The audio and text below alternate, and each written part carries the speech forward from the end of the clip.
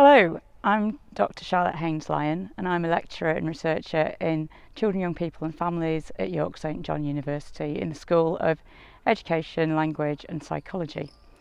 I want to talk to you about a project that we've been running over the last year called Unlocking Education. So I've been working on this project with my colleagues Joan Walton, Linda Waltz and Graham Bright. A year ago, when we hit the pandemic, we wanted to work with educators across the country to explore what education might mean in the light of the pandemic. So under lockdown we had schools closing, youth clubs closing and universities closing, although actually they hadn't really closed. A lot was going on in schools with vulnerable children, for example, and key worker children, and universities were working online. But we wanted to create a space for youth workers, teachers, lecturers, other educational practitioners to unpick what they might be learning about education and what this might mean for education in the future. So we recruited participants who were youth workers, teachers and university professionals who might be timetablers, lecturers, librarians and also students from university schools and colleges across the north of England. We ran 2 meetings for each group during the first lockdown, so May and June last year. And the first meeting for each group, we asked them what were their experiences of the pandemic, what were the positives they were experiencing and what were the challenges they were experiencing. And then finally we asked them what would be the subject that their group wanted to discuss at the following meeting, the second meeting.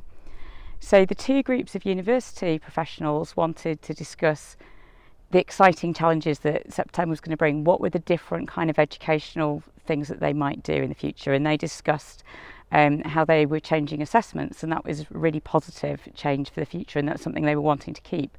They discussed the benefits of blended learning in various circumstances, including how it was more accessible for many people with disabilities and family, for example.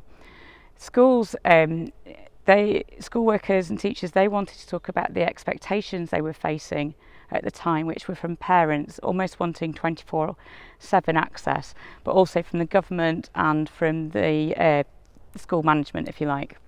So and how these expectations were sort of really making their job very, very difficult.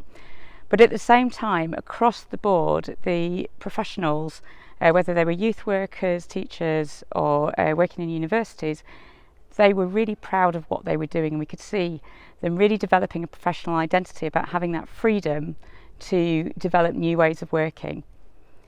However, as we all know, we then had a second lockdown in January 21, and we decided to extend the project and we revisited our participants.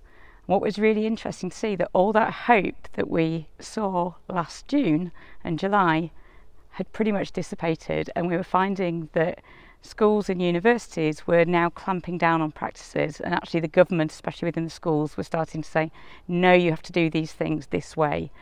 And the new ways of working that staff had got so excited about had just been dismissed.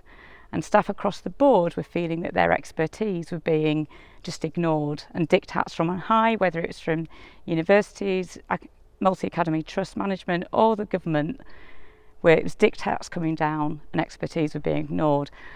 And all that excitement that we saw last year had disappeared.